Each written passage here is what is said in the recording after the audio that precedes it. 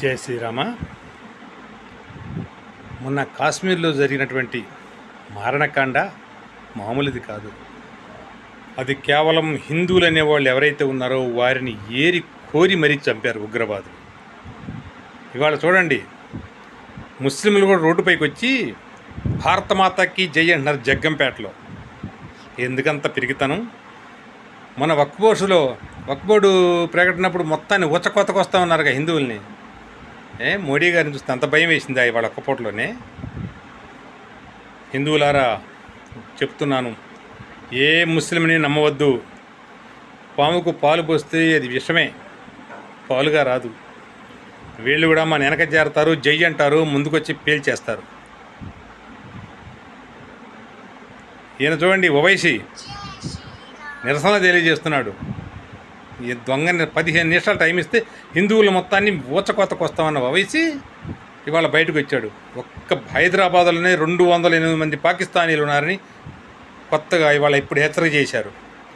అట్లా విజయవాడ, విశాఖపట్నం, తిరుపతి ఎక్కడ పెట్టినా కూడా వాళ్ళే ఉన్నారు. ఎందుకండి వాళ్ళు నిఘా పెట్టింది? మన హిందువుల ప్రాణం తీయటానికి. ఎప్పుడు ముస్లిం హిందూ భాయి కానే కాదు, హిందూ భాయి. ఎక్కడైనా సరే మేము నిరసన తెలుపుతున్నామని ముస్లింలు వస్తే నమ్మకండి. వాళ్ళదంతా దొంగ నిరసన, దొంగ దీక్ష. ఎప్పటికైనా మన భారతదేశం మన భారతీయులదే.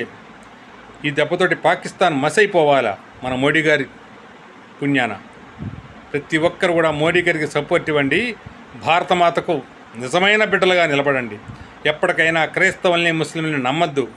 వాళ్ళు దేశద్రోహులు. మన దేశాన్ని ఎంతకైనా వాళ్ళు చేయాలని చూస్తున్నారు. ఇప్పుడు ఆడేవన్నీ కపట నాటకాలు, దొంగ నాటకాలు.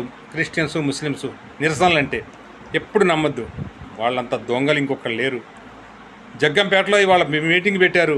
మేమంతా భారతమాతకి జై అంటాం, మేము మన భారతీయ హిందువులు అంటున్నారు. మొన్న అనలేదే, కొత్తకు వస్తామన్నారుగా మొన్న ఈ ముస్లింలు ఎప్పటికీ నమ్మద్దు. అట్లాగే క్రిస్టియన్స్ కూడా నమ్మద్దు. వాళ్ళకి తండ్రి ఒక్కడే, అబ్రహాం. వీళ్ళంతా అబ్రహాం బిడ్డలు. వాళ్ళ మాట నమ్మద్దు. మన ప్రాణాల మీద తెచ్చుకోవద్దు. ప్రతి హిందువు కూడా ఆయుధాలు సిద్ధం చేసుకోండి. తప్పదు. ఇది యుద్ధ సమయం, మనకు పరీక్షా సమయం. జై హింద్, జై మోడీజీ, జై భారతమాత.